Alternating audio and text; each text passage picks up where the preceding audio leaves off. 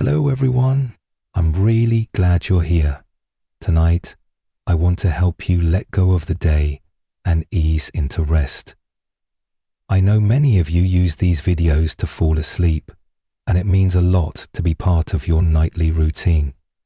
So, if you haven't already, take a moment to like the video and subscribe.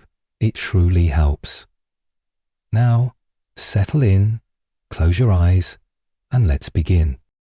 Story 1. The Whispering Trees of Cradle Mountain. This is the story of something that happened to me in Cradle Mountain National Park, Tasmania, when I was in my early teens. It didn't leave me with a scratch on my body, but it carved a lasting wound deep in my memory, one that's haunted me into adulthood. I grew up in a family that adored the wilderness. My mother, a botanist, and my father, a biologist, both worked at the University of Tasmania. Their professions often led us to explore the most remote and untouched parts of Tasmania. But to me, those weren't scientific expeditions. They were thrilling camping adventures. As a kid, I cherished those trips. I shared their passion for the outdoors and would leap at any chance to explore forests, lakes, or mountain trails. That passion, however, would eventually lead me somewhere I've never been able to forget. We lived not far from Lake St. Clair, a tourist-friendly gateway to wild trails and serene alpine lakes. When I was around 12, my parents finally let me camp alone there. Though alone still meant bringing our well-trained German Shepherd, a former police dog who never left my side. At that age, I didn't mind the rules. It felt like freedom. I was just a boy with his loyal dog, wrapped in a blanket of trees and starlight. But as I reached my mid-teens, I started pushing boundaries. I wanted to go deeper into the reserve, away from the main trails, away from the tourists, away from my parents' watchful eyes. I begged them repeatedly to let me take my quad bike deeper into the park. Time and again, they said no. Eventually, I stopped asking and just went. I told them a lie, that I'd be going with friends to fish and camp by the lake. Instead, I loaded my quad bike, packed my tent and supplies, and left at sunrise, aiming to make it as far in as daylight would allow. I found a secluded spot, set up camp, ate, and decided to explore. There was a rocky cliff face nearby where fossils had once been found, and I thought it would be fun to search. I hadn't gone far when I realized the trail had vanished, and the trees around me blurred into one indistinguishable sea of green. Still, I had a compass, and I was confident I could find my way back. All I needed to do was head south and hit the lake. I decided to try returning to my camp first, knowing it would be safer than walking from the lake in the dark. But that decision was the first of many mistakes. The sun had begun its slow descent, casting long shadows between the towering trunks. I remember noticing how quiet it had gotten, not just peaceful, silent. No birdsong, no wind, not even the usual rustle of underbrush from small creatures. Just stillness. Heavy, suffocating stillness. My heart pounded, but I pressed on. I just wanted to return to my fire, eat something, and fall asleep under the stars. That's when I heard the cracking of twigs above me, coming from the canopy. At first, I figured it was just a possum or a bird. But then, clear as day, a voice echoed through the silence. "Hey, come here." At first, I felt a wave of relief. Someone had found me. Maybe another hiker saw that I looked a little lost. I spun around to find the speaker, but there was no one, just the trees. I called out, asking where they were. No reply. Then again, "Hey, come here." The same voice, but now behind me. I turned again. Nothing. And then I realized the voice wasn't coming from the ground. It was coming from the tree high up. And still there was no one in sight. The tone of the voice was wrong. Too perfect, too deliberate, like someone had rehearsed how to sound human but didn't quite get it right. That's when I ran. I bolted blindly through the brush, tripping over roots, smacking into branches, with the voice echoing from every direction. After a couple of minutes, I stopped to catch my breath, check my compass, and started walking south again. I felt I'd put enough distance between myself and the voice. My heart had just started to calm when I heard it again, closer this time, right behind me. "Hey, come here." I spun around, breathless. Nothing but air and trees.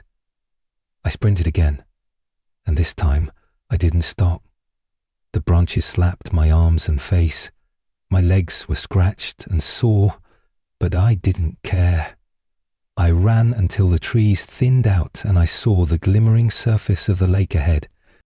Just as I broke through the trees, I heard a sound that will never leave me. A laugh. Not a human laugh. It sounded like 3 people laughing at once, inhuman, cold and layered, like a recording played over itself. I ran to my quad bike and called my parents in a panic, sobbing as I told them what happened. When they arrived, they were furious, more about my disobedience than my fear. But I didn't care. I cried the entire ride home. I didn't sleep for days. My dad retrieved my things from the camp the next day. I've never returned to that part of the park, not even close. Years later, I still dream about it. The forest, the silence, the voice calling me from above. Sometimes I wonder what would have happened if I had listened, if I had walked toward that voice instead of running. It didn't feel like an animal or a person. It felt like something else. Something pretending to be human. Something ancient.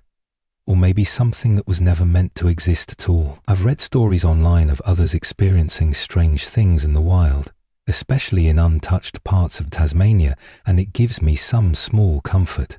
But nothing has ever matched the strange, calculated way that voice mimicked kindness, like bait on a hook. Even now in adulthood, I can't bring myself to hike far from civilization. I miss it deeply.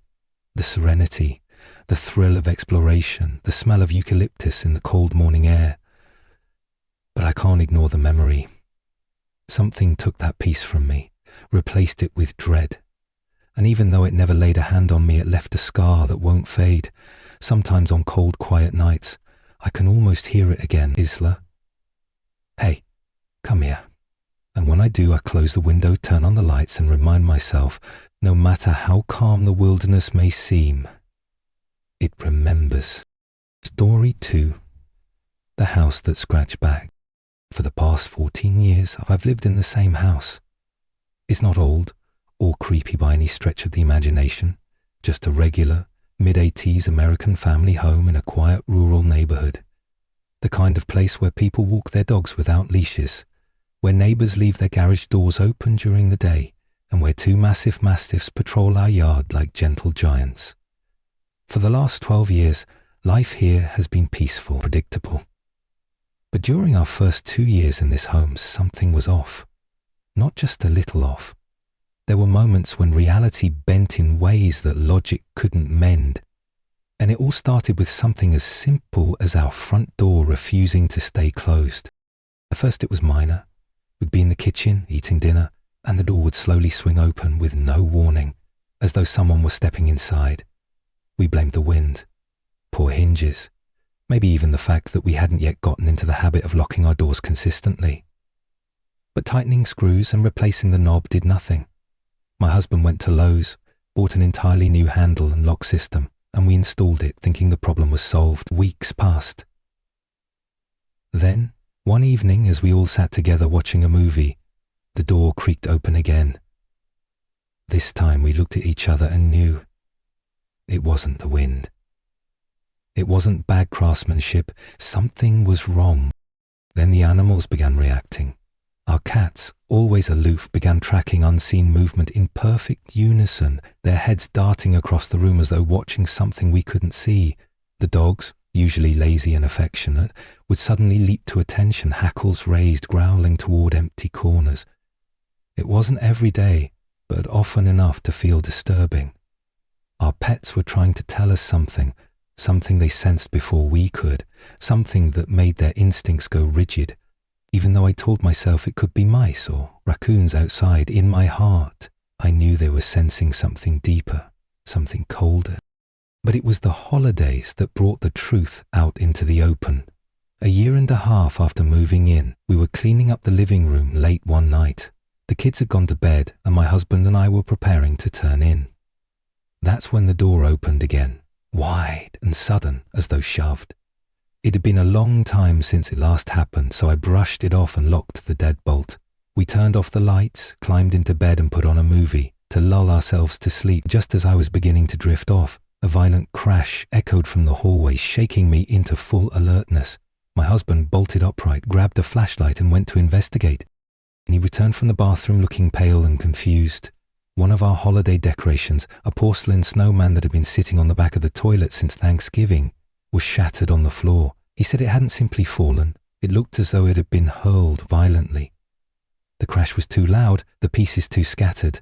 Something had thrown it. I tried to think logically. Could the washer have rattled the floor? Were the kids awake? The pets? But no, everyone was accounted for. The cats were in our room. One dog was crated, the other was curled up asleep with our son. There was no plausible explanation. Then things took a turn for the truly terrifying.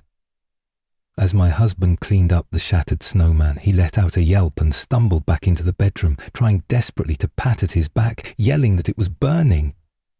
I rushed to him, pulled off his shirt, and what I saw chilled me more than anything I've ever witnessed. 3 parallel gouges ran across his back, deep, angry wounds, oozing blood. They weren't scratches. They looked as though something had clawed into him. His skin around the wounds was inflamed and bright red, as if freshly scalded. His face contorted in pain, and he kept repeating, "My back is on fire." I grabbed antiseptic and gauze, doing my best to tend to the wounds. It took nearly an hour before the burning subsided enough for him to lie down again.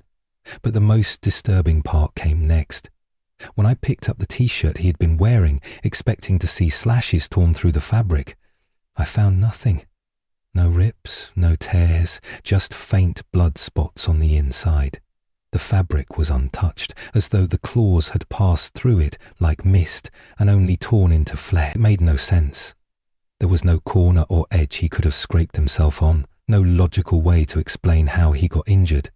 The geometry didn't match. And the deeper horror lay in the symmetry. The wounds were too clean, too calculated, like something meant to leave a message. We didn't sleep that night.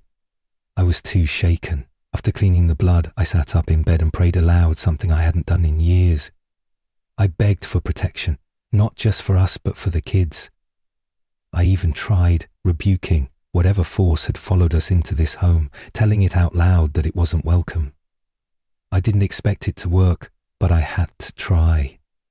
It was like something had marked its territory, something dark and watching, something capable of violence. The next few days passed uneventfully. We kept the front door locked at all times.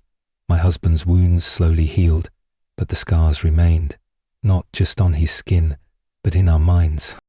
After that night, the strange events mostly stopped. The front door still opened on its own, once or twice, but it felt more like a remnant than a presence. Eventually, everything went back to normal, or as normal as it could be after something like that. Years have passed since, and I still don't have an answer. I've gone over that night again and again. Could it have been a hallucination? A trick of stress and fear? But then I remembered the scratches, the missing shreds of fabric, the scream that never came because we were too stunned. And every time I remember, I feel that cold tingle down my spine, like I'm being watched from the hallway once more. We still live in that house. Nothing else has happened in over a decade, but the memory never fades. My kids are grown now, and the dogs we had back then have passed on. Sometimes I sit in that same living room, stare at the front door and wonder, was it just one traumatic encounter with something beyond comprehension? Or was it something that chose to spare us after making itself known? And maybe I never will. All I know is that whatever it was, it came in uninvited and left behind a silence that still echoes in the corners of our home. Story 3. The Eyes in the Curtain. Beta Flare, Bay of the Sea. I grew up in a small village nestled deep in the rural parts of England, the kind of place where the sky stretched wide over endless farmland and narrow roads curled around fields and forests like lazy rivers of gravel and dust. Life was quiet there, sometimes painfully so, but comforting in its simplicity. I lived with my parents and 2 siblings, a brother and a sister, and though our family shared a love for scary movies and ghost stories, I never truly believed in the paranormal. I loved watching shows that debunked hauntings, eagerly pointing out plot holes in ghost documentaries. The idea of spirits and apparitions seemed like just another kind of bedtime story. But there were stories in my own home, stories my family whispered more seriously than I'd expected, and though I laughed them off at first, time would force me to reconsider.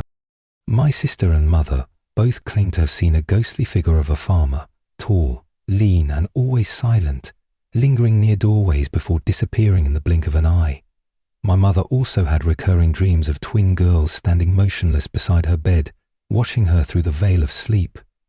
My father, once a heavy sleeper without a trace of night terror in his life, suddenly began waking from screaming dreams about a year after we moved in. My brother never saw anything, but he would complain about a pressure beside him in bed around 1:00 a.m., like something heavy had settled next to him, invisible but undeniably present. Despite these stories, I remained unconvinced. We all loved horror, maybe a little too much, and I chalked it all up to active imaginations fueled by scary films and long, eerie nights. For the first 14 years of living in that house, nothing strange ever happened to me. I slept soundly, walked the creaking halls without dread, and never once looked over my shoulder. But that changed when I turned 16. Our house was narrow, a 3-floor terrace that stacked bedrooms like layers in a cake. My room was at the top, just around the corner from my parents'. One evening, after watching a movie downstairs, I went up to play some video game. The hallway was dark, but I didn't bother turning on the light. I knew the way by heart.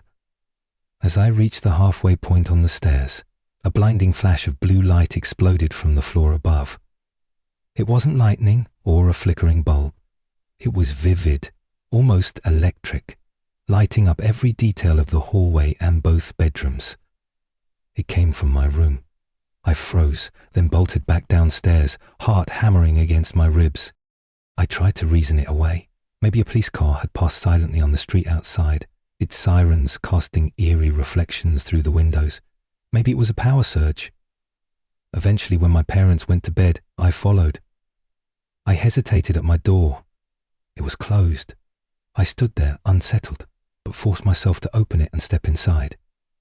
Everything was normal, nothing was out of place, but the unease lingered heavy and cold like a winter coat. I buried the memory for a while, but it wasn't long before something even stranger happened. This time, it wasn't a light. It was a pair of eyes. A month later, my girlfriend came to stay the night. We went to bed early, exhausted from the week. At some point in the night, I woke suddenly. Everything in the room was still. The shadows were just as they had been when I'd closed my eyes. Curtains cracked, moonlight slicing through like silver blades. But then, through that small gap in the curtain, I saw them. 2 black eyes, staring back at me. They didn't blink. They didn't move. They just watched. My body refused to respond. I couldn't scream or even breathe properly. It wasn't sleep paralysis. It was terror. And not just the fear of being watched. It was the deep gnawing certainty that whatever those eyes belonged to, it meant to do harm. I couldn't explain how I knew that, but I knew. My breath came faster. I was hyperventilating, heart racing. The room felt impossibly still except for the thundering beat in my chest. And then, my girlfriend woke me up. She was shaking me, panicked, saying I'd been thrashing and mumbling in my sleep. I gasped for air, dazed and sweating, trying to make sense of what had just happened. It felt so real, too real to be a dream. I remembered every detail, the crack in the curtain, the blackness of those eyes, the unblinking focus. I didn't sleep much after that. The experience became just another strange memory, buried under the routine of life. But the story wasn't over. Not yet. 9 years later, I had moved out. I lived with my girlfriend, now my partner, in our own quiet home. Life was steady, work, evenings with books, plans for the future. One night we tucked in around 9:30 as usual. We read for a bit, kissed goodnight and turned out the lights. But in the darkness, I awoke again. My body was frozen and my eyes darted toward the curtain. There, in the familiar gap of moonlight, were the same two black eyes, unmoving, cold, watching me, just as they had all those years ago. My breath came in gasps. Then from my right, the doorway, I noticed something else. A faint electric blue light began to fill the room, growing brighter, like a memory reborn. I couldn't turn my head, but I knew the light came from the same place it had before. I felt it on my skin like static. Then, without warning, I snapped awake, gasping and drenched in sweat. It was 5 a.m. The room was dark and silent. My partner was still asleep, undisturbed. Nothing seemed out of place, but I couldn't stop shaking. The panic was real. The eyes were real. The light was real. And worse yet, it wasn't just a memory. Infinitely slower. It had returned. Not a childhood trick of the mind. Not a dream born of teenage fear. It had followed me. It had waited. And now it knew where I lived. Since then, I've been uneasy. I go into the office more, pretending we have big deadlines. I've bought clips to seal the curtains shut. I don't explain why, I just do it. I don't want to look into the dark anymore. I don't want to see those eyes again. But I can't help but feel like I will. That whatever this thing is, whether a spirit, a hallucination, or something beyond either explanation, it's still out there, watching, waiting, and somehow it knows exactly when I'll let my guard down. Story 4. The Buzzing Mountain Beyond the Gate. For as long as I can remember, the mountain near my home has loomed like a silent sentinel over the landscape. Not a true mountain by most standards, more of a massive sloping hill covered in thick forest. It has always drawn my attention. I grew up in the foothills of the Blue Ridge Mountains, a place where the woods seemed to stretch forever, and the quiet could sometimes feel deeper than sleep. For 16 years, that hill was simply part of the view, something familiar and distant, but there's a gate at its base, old and rusted, separating a wide open field from the dense forest beyond, and past that threshold, things begin to change. It's not just the air, though that grows heavier. It's not just the silence, though that grows louder. It's something else, something you feel in your bones, and once you've stepped beyond it, you don't forget it. The gate itself has been there for 70 years, a remnant of old cattle boundaries and fading trails. It stands like a marker between worlds. On one side, open grass and sunlight. On the other, a thick wall of trees that seem to lean inward as if guarding something. When you cross it, the sound disappears. Not just muffled, vanished. You can hear your own breathing, your heartbeat thudding like footsteps in a cathedral, and there's something in the air, a kind of low buzzing tension that hums through your chest like electricity. It isn't painful, but it's impossible to ignore. It makes your skin prickle and your senses sharpen. It feels like being watched, though there's never anyone there. That sensation, like the forest itself, is alive and restless, stays with you even after you leave. One summer evening, my younger cousin and I decided to go hammock camping up on that hill. It was our last adventure before the season ended. We packed food, brought tools, and set out in good spirits. As we climbed higher, the usual sounds of summer, birds, cicadas, wind, accompanied us. The forest seemed normal. We found a good spot near twilight and set up camp. Our fire crackled warmly and we told stories beneath the stars, laughing about school and life and the dumb things young guys always talk about. But midway through one of my stories, a foul smell drifted through the trees. It was a sickly sweetness, like rotting meat mixed with damp earth and dead leaves. My stomach twisted. I tried not to show it, But my cousin noticed something in my expression. He asked me what was wrong, and I lied. I didn't want to scare him, but the truth was that buzzing sensation in my chest had grown stronger, thicker. It pulsed like it had its own rhythm, pressing into my ribs. And I know this might sound strange, but I felt like I was being called. Not by a voice, but by that feeling, like something was urging me to go deeper into the woods. Like a force just beyond understanding was tugging at the center of my mind, convinced my cousin to go for a walk down a path we'd found earlier, a large slope leading deeper into the forest. Our flashlights barely lit the way, but I told him it was just a little walk to calm our nerves. In truth, I couldn't resist that pull. The path quickly became cluttered with fallen trees.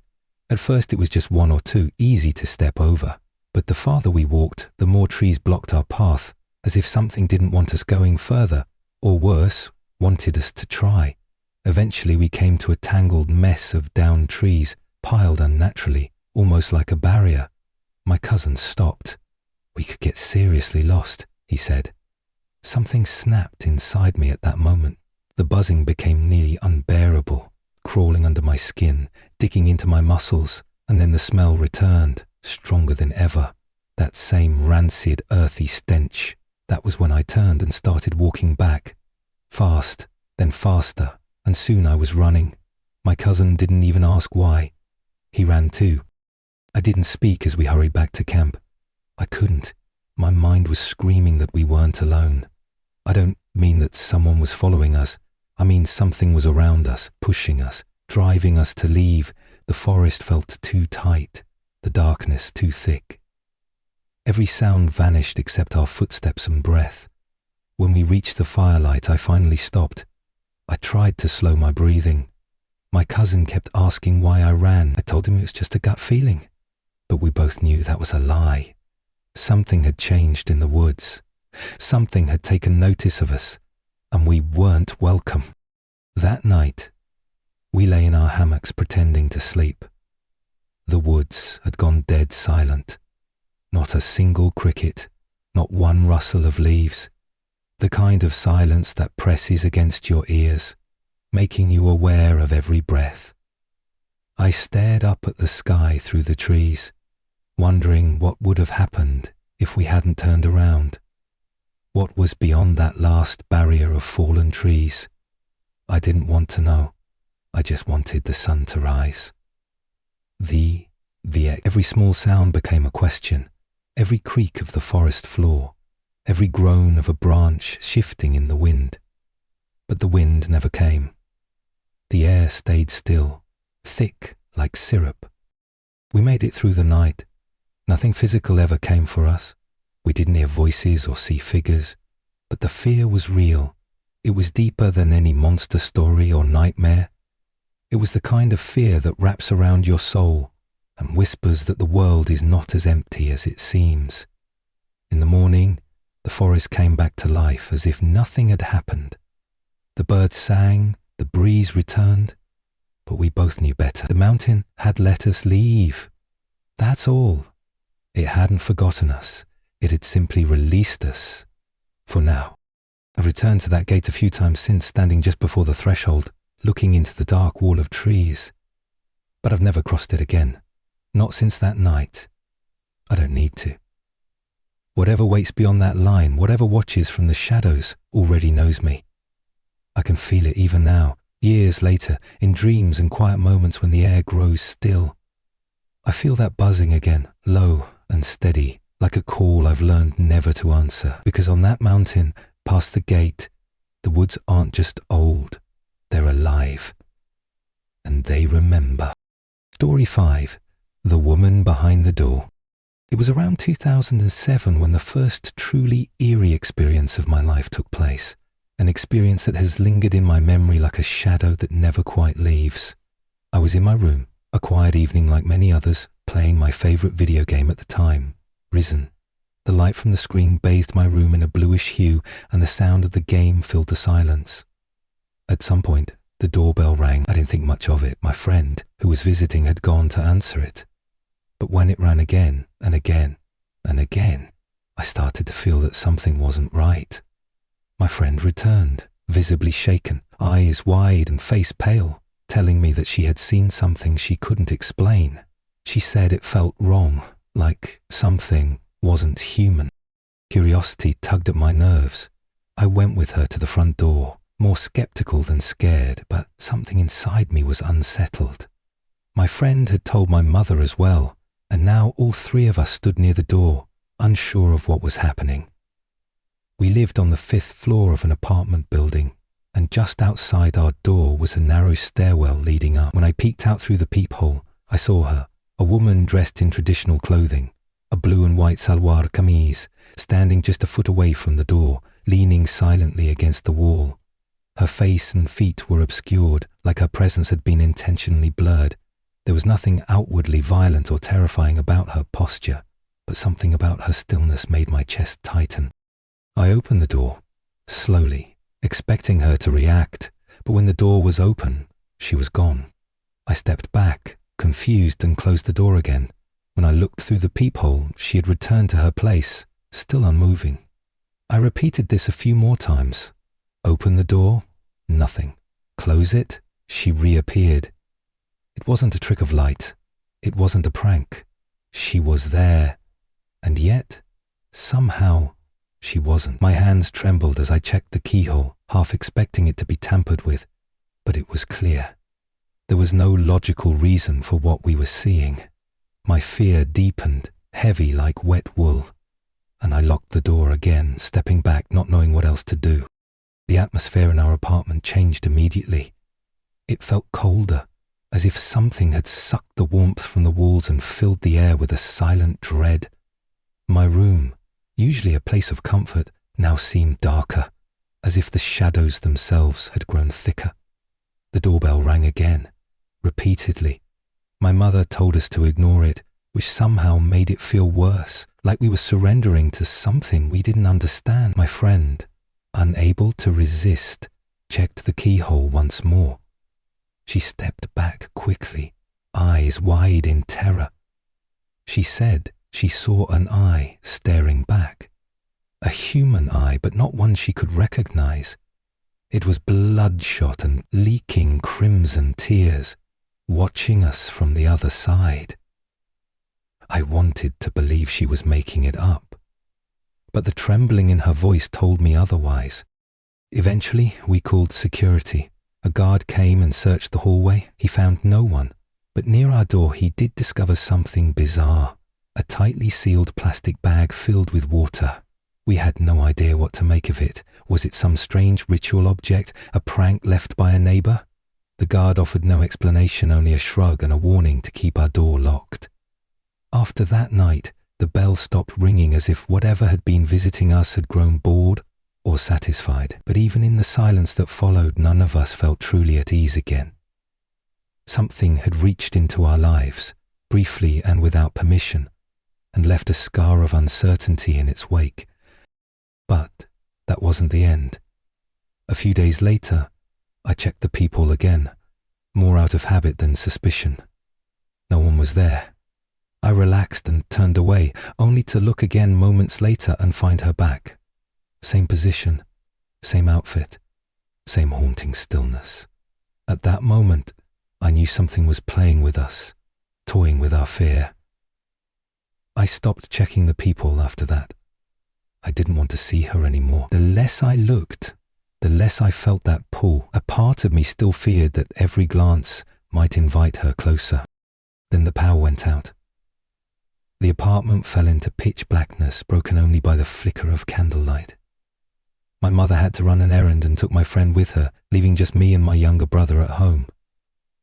Not long after, someone tried to open the door. The knob twisted back and forth, slowly and deliberately. It wasn't locked, just closed. I froze, then lunged for it, holding it tightly shut and shouting, asking who was there. There was no reply. Eventually, the knob stopped moving. When my friend returned, she said she had heard my screaming from the 3rd floor. She ran all the way up, terrified, but by then the intruder, if there had been one, was gone. After that night, strange sounds began to fill my life, even when we moved to a different home. Toys would roll on the floor upstairs, even when no one was there. I'd wake with unexplained scars, thin red lines near my spine or on my hands. I never knew where they came from. At the time, I didn't think much of it, but now, looking back, I wonder if it all connects, if we had drawn the attention of something beyond the normal world, something ancient and watching. In my culture, we believe in beings called jinns, creatures made from smokeless fire, invisible to the eye, yet capable of appearing to those they choose. Some are harmless, others are not. I believe with the clarity of hindsight that what we saw was a jinn, a spirit that lingered too long. We were lucky, I think. Whatever it was, it didn't hurt us beyond fear. But fear can shape you, mold your thoughts long after the danger has passed. To this day, I avoid looking through peepholes. I don't linger at my front door when it's dark. I've grown older, wiser maybe, and more careful about the unseen things that sometimes step across the threshold of our world. If you ever feel watched, but can't see the watcher, don't seek it, don't invite it. Sometimes, what waits outside the door is not a person or a prank.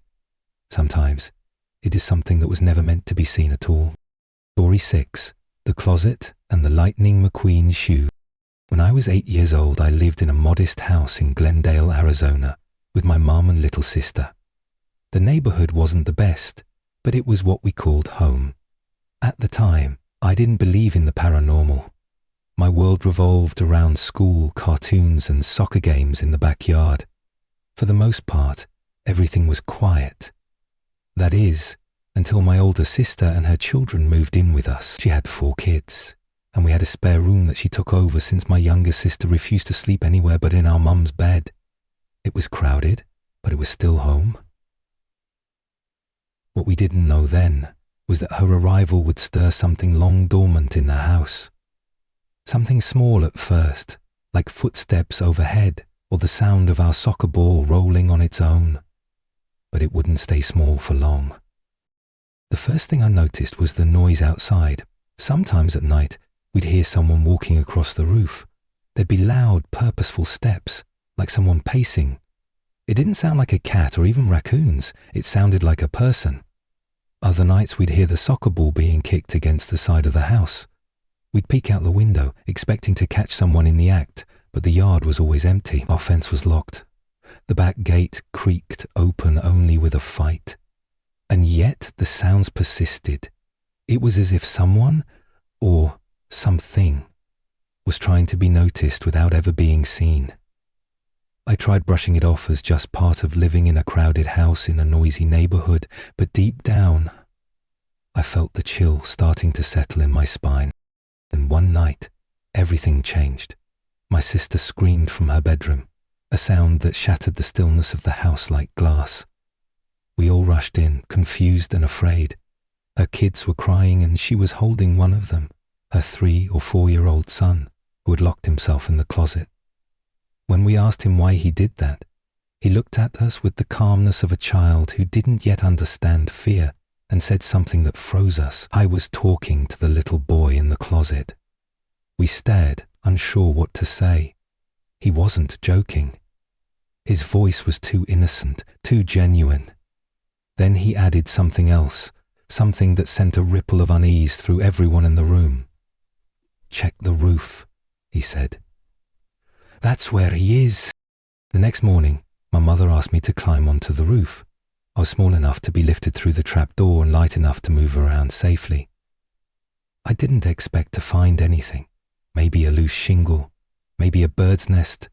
But what I found was a single shoe, a small red Lightning McQueen shoe. It was a child's size, smaller than mine even at 8 years old. It hadn't been there before. We played on the roof often enough to know what was and wasn't up there. I picked it up, climbed down and handed it to my mother. She stared at it in silence. No one said anything. Not even my sister. We all just knew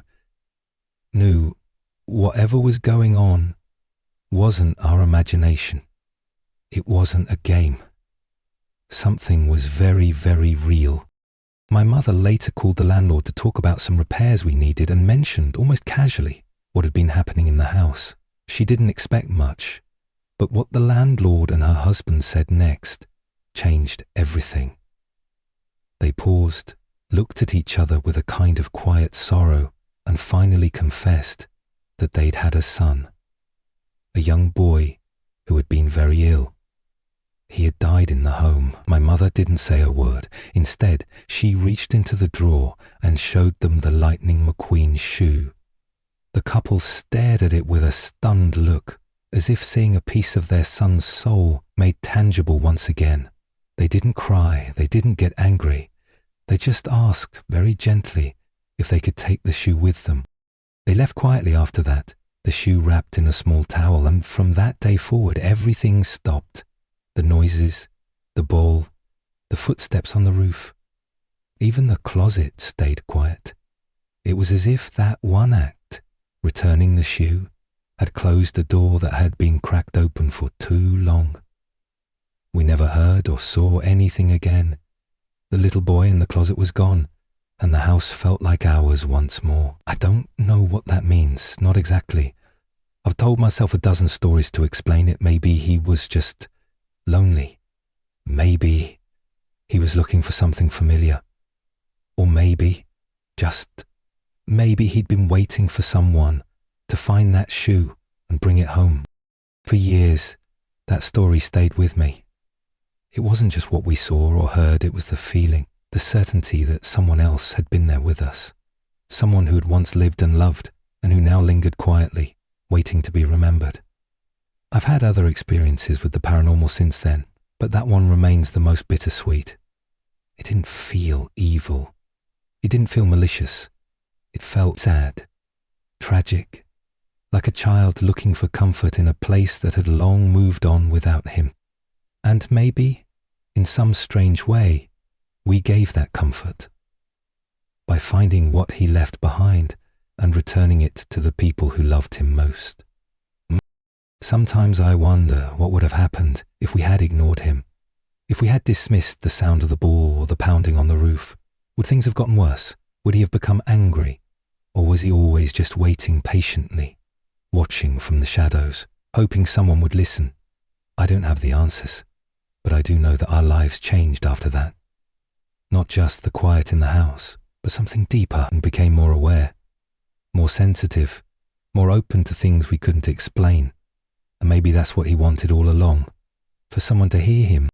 Oh, I often think about that little Lightning McQueen shoe. I wonder where it is now.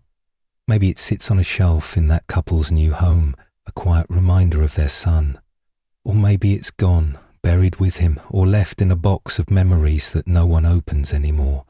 But wherever it is, I hope it brought peace, not just to them, but to the small spirit who visited us so briefly. He came and went like a whisper in the night, but he left a mark none of us could forget. A mark made not of fear, but of longing, of sadness, and of something far more human than ghostly. Story 7. The Girl in the White Dress. I've been haunted since I was 11 years old. It began quietly, like a shadow you notice in the corner of your eye, something you can't quite name but feel all the same. The first time I saw her, she was standing in the corner of my bedroom. A little girl, wearing a long white dress, her black hair hanging like a curtain over her face. I couldn't move. My body refused to obey. I was paralyzed, my eyes wide, my breath shallow. As she stood there, silent and still, she didn't speak. She didn't step closer. But her presence filled the room like cold water rising around me. I was surrounded by trauma then, emotional abuse, substance struggles, and a life that was unraveling. She arrived at a time when I was already drowning, and in a strange way, she felt like part of that tide. For years she would come to me in the dark, always just before April, always when I was most fragile. At first she was only a watcher. I would feel her presence like a cold draft, like a thought that wasn't my own brushing the inside of my mind. She never left marks, never spoke, but then something changed. Around 2022 she returned. This time she touched things. She moved objects. She followed me, not just at home, but in my car, at work, wherever I went. It didn't matter where I tried to hide. And most importantly, she never crossed the line when I was near running water, showers, streams, rainstorms. She would vanish like smoke in a breeze whenever water touched me. And that's when I knew. This wasn't a ghost. This was something darker. I remember the moment I realized I'd made a mistake. I had isolated myself, pulled away from people, trying to make sense of my life in solitude. I was barely living, lost in a forest of my own making. And then she appeared again, more clearly than ever, her face still hidden by hair, her dress glowing faintly in the dimness of my surroundings. I felt something inside me shift, like a voice speaking through my thoughts, not mine, but woven into mine. It wasn't threatening. Not at first. It was love. It felt like warmth in my chest, a radiance I hadn't known in years. In that moment of vulnerability, I told her something I never should have said. I told her I loved her. I told her I wanted to marry her.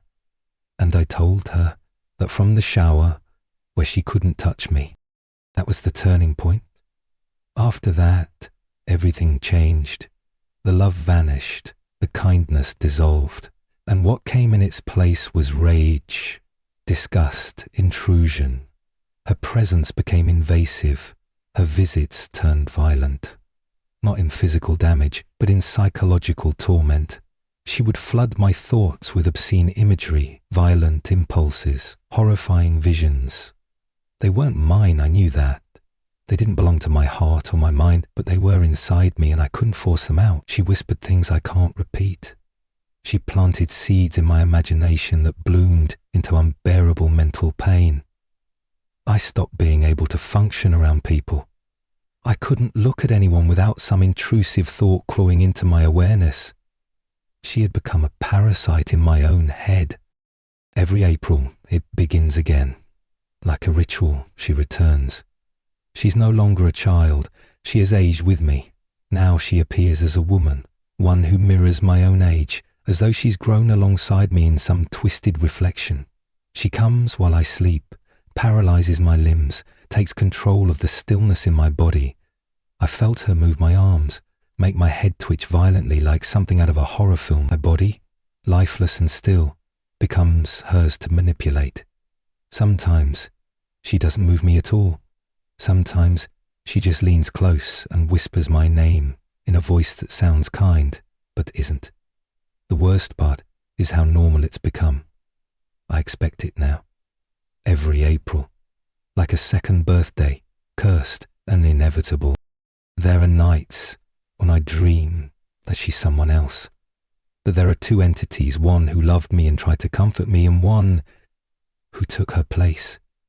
Or perhaps, more disturbingly, she was never real at all, just a mask, a trick, a clever form used to earn my trust before revealing her true self. I thought about that a lot. Was the love she showed real? Was it ever meant for me? Or was it bait, a hook disguised as a hug? Sometimes I still long for that brief comfort she gave me in the beginning, even knowing now what she became. That's the cruelest part, how convincing it was, how warm and safe it felt before it all turned cold and cruel. People try to tell me it's all in my head, that it's a mental illness, that stress or trauma is playing tricks on my brain, but they weren't there when I heard the objects move in front of friends. They didn't see the doors slam. They didn't hear the voices or see the panic on others' faces when something passed by unseen. I'm not the only witness. I've had people with me, rational, grounded people who've watched poltergeist activity unfold in real time. This isn't just in my mind. Whatever this is, it's real, and it follows me, always just out of reach, always just behind the curtain of what others are willing to believe. I don't know what to do anymore. I've tried ignoring her. I've tried confronting her. I've tried prayer, meditation, cleansing, salt, crystals, you name it. She doesn't leave. She waits. She shifts between silence and chaos, between invisibility and overwhelming presence. Sometimes she disappears for weeks and I think maybe she's gone for good. And then April comes and I feel that pressure on my chest again, that weight like a shadow made of stone, and I know she's back, watching me through the glass, whispering through the walls, curling up in the quiet corners of my life. I can't escape her. Not yet. If anyone out there knows what this is, what she is, then please, I need help. I don't want to live like this anymore. I don't want to be afraid to sleep, to walk into a dark room, to be alone. I'm not crazy. I know what I've seen. I know what I've felt. This isn't a haunting, it's a relationship, a one-sided toxic attachment that began in the dark and has refused to end. I just want my mind back. I want my thoughts to belong to me again. But most of all, I want her to go, to vanish, to return to whatever place she came from, and to finally leave me in peace. Story 8. The Creature Beyond the Porch. I've always been drawn to the strange and unexplainable. So when I moved in with my best friend on a property that had a history of weird happenings, I wasn't too concerned. In fact, I had been visiting for 5 years before I officially moved in, and in all that time, I had only experienced little things. Doors opening on their own, phantom footsteps in the hallways, the occasional whisper of movement when the house was quiet. Those minor occurrences never seemed threatening. They were just background noise, the kind of stuff you ignore or laugh off late at night. But what came later was different. What we began to see and feel, especially outside on the porch, was not something you could easily ignore. It made itself known in ways that left no room for disbelief. The first time I saw it, I was standing on the porch one night. My best friend, who I'll just call my sister from here on out, had gone into the house to grab something. Her dad was nearby, out in the yard with the dog and a flashlight. The beam of his light swept across the trees and the front yard, and that's when I saw it. Something pale, hunched, and crawling low to the ground. Its limbs moved in a disjointed, almost animalistic rhythm, but its body looked wrong. Tight skin stretched over bones that didn't quite fit together. It wasn't looking at me. It was making its way toward the road, silent and unbothered, as if it didn't care that I was watching. I told myself I was seeing things. But days later I found out she had seen it too, described the same pale, too thin creature. Neither of us had said anything at the time because we each thought we were going crazy. The second time it appeared, it wasn't just us. We were outside during her graduation party, just me and another girl on the swing set. Everyone else was on the porch or inside. We were being loud on purpose, pretending to be creepy and trying to freak out the rest of the group with fake witchy noises. We laughed about it, not thinking much. But I kept seeing something darting around the yard, circling us. I tried to ignore it. We figured maybe her boyfriend and my sister were playing a prank on us. So we stayed out there. But then we saw a figure. Tall, far too thin, walking around the pool. We thought it was him, messing with us. But when we returned to the porch, he ran up from the opposite side, furious, saying someone had been poking him in the back under the porch. He and my sister had just watched us come off the swings. Whatever they saw, it wasn't us. And it wasn't them. What made everything worse was that night after night, the thing kept showing itself. Subtly at first, and then more boldly, as if growing confident. My first night fully living in the house, I heard my sister's cat meowing. But when I found him, his mouth wasn't moving. The sound was coming from him, but not through him. Something was using his voice. Then I started hearing footsteps, slow, heavy ones, circling the porch. They didn't belong to the cats. I knew the difference. This was something bigger, something careful. I used to sit on the porch late into the night, but after a while the unease crept into my bones. I felt like I was being watched constantly, like eyes were following me from the tree line.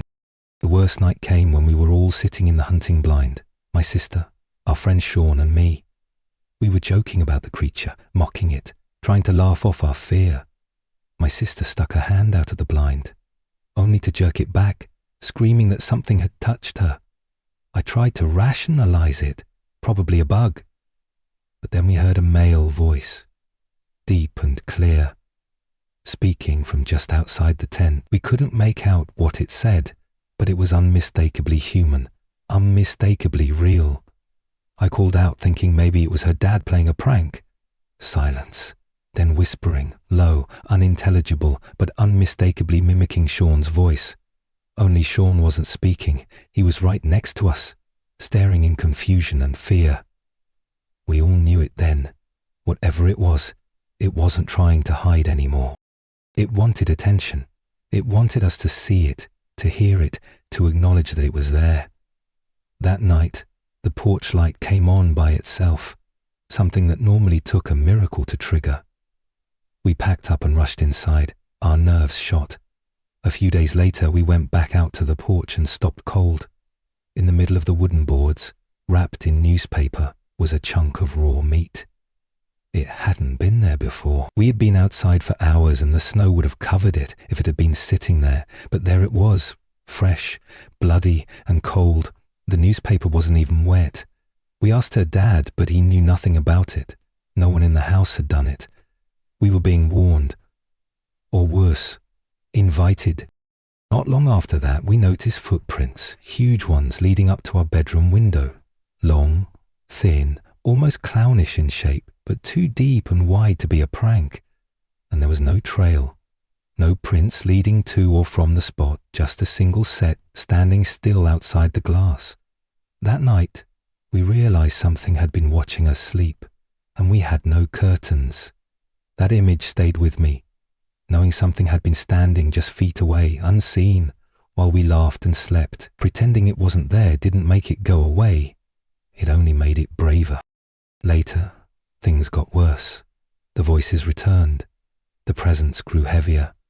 One night we tried using a Ouija board out of desperation or maybe frustration. It didn't work, at least not in the way we expected. I tossed it aside without saying goodbye. That same night I saw a child run into our aunt's bedroom. There were no children in the house. I tried to explain it away, but the more we ignored it, the louder it got. We started hearing tapping at the windows. Whistling, but backwards, like the air itself was moving in reverse. There was no peace, only waiting, watching. We could feel it, pressing closer. Every night. Now I don't think the creature outside is the same as whatever is in the house. The one inside mimics, speaks in voices we trust. The one outside, it watches, it waits, it wants to be seen. Last night I saw it again, silhouetted against the dark. It stood at least 6 feet tall. Its fingers or claws were long and sharp, like something half human, half nightmare. It pressed its hand against the glass and tapped 3 times, slow, deliberate. I stared, frozen, until it vanished. I didn't scream. I didn't run. I just sat there, numb, waiting for it to come back. Because deep down, I know it will. Story 9. The Cursed House with Too Many Rooms. I was only 6 years old when we moved into the house that would change everything. It was a rental, nothing fancy, but it had space, too much space if I'm being honest. The house had an unusually high number of rooms for a place its size, long hallways stretched into shadows, bedrooms that didn't feel used or needed, and closets that seemed to go farther than they should. Even the walls felt too thick, like the house had been layered and relayered in a patchwork of secrets. At that age I didn't have the words for it, but I felt it. The house didn't want us there. It wasn't a place of warmth or comfort. It was a place that watched and listened and sometimes answered back. The first sign that something was wrong came in the form of the hallway light. It would flicker and hum every night without fail. We assumed it was faulty wiring, but even after my dad replaced the bulb and checked the circuit, it kept happening. But it wasn't just the light. It was the way the hallway seemed to stretch at night, as if walking down it took longer than during the day. My sister and I used to race through it just to avoid being alone in that space for more than a few seconds. It felt like walking through water, thick and slow. You'd hear your own footsteps echoing back at you, but sometimes, just sometimes, there would be an extra step behind yours. Then came the whispering. I remember lying in bed one night and hearing my name being called in the smallest voice. I thought it was my sister playing tricks on me, but she was already asleep in the bunk below. The voice came from the vent, soft and breathy, like someone talking through a wall. It didn't say much, just my name, over and over, with long pauses in between. I told my parents, but they chalked it up to nightmares, so I stopped mentioning it. But the voice didn't stop. It followed me room to room, never loud, never demanding, just persistent, like it was trying to remind me it was still there. My brother was the first to see her, the woman in the attic window. He said she wore a long dress, her face pale and blurry like fogged glass. She never moved, just stared. At first no one believed him, but then I saw her too, peering down from the attic as I played in the yard. I ran inside, terrified, but when my parents checked, the attic was empty, dusty, undisturbed. We kept the attic door locked after that, but the sightings didn't stop. Friends saw her, neighbours mentioned the woman in the top window. Eventually we stopped talking about it entirely. Pretending seemed safer. The basement was no better. It always smelled like damp earth, and the cold never left it, even in summer. One day, I was down there looking for a tool my dad had sent me to retrieve, when I heard someone breathing. Not soft breathing, but deep and strained, like someone gasping through thick lungs. It came from the crawl space in the far corner. I didn't wait to investigate. I dropped the flashlight and ran upstairs, heart pounding. My dad got angry about the missing light, but I never went back down alone again. I couldn't explain it, but I knew whatever lived in that corner wasn't meant to be found. Soon after, things escalated. The television would turn on by itself, always to static, even when it was unplugged. My toys began disappearing from shelves only to turn up buried in the backyard or stuffed into vents. My mother found her jewellery twisted into knots, hidden behind radiators or inside cereal boxes. The house was playing with us, and none of us knew how to fight back. We started to argue more. The atmosphere grew tense. Nights were longer. Sleep became difficult. I had dreams of hands reaching from under the bed, pulling me down into dark, bottomless pits. My sister began sleepwalking, ending up in rooms she had never entered before. Once, we found her locked inside a closet we had never used. It became unbearable when my father, always the skeptic, started seeing things too. He'd wake up covered in scratches he couldn't explain, his hands trembling with fear. One night he saw someone standing at the end of the hallway, tall and faceless, just watching. When he turned on the light, there was no one there, but the scratches kept coming. That was the first time I saw fear in his eyes. Not worry, not annoyance. Real, bone-deep fear. And that's when I knew we had to leave. My parents didn't want to talk about it, but something had changed in all of us. The house was inside our minds now. It wasn't just a place.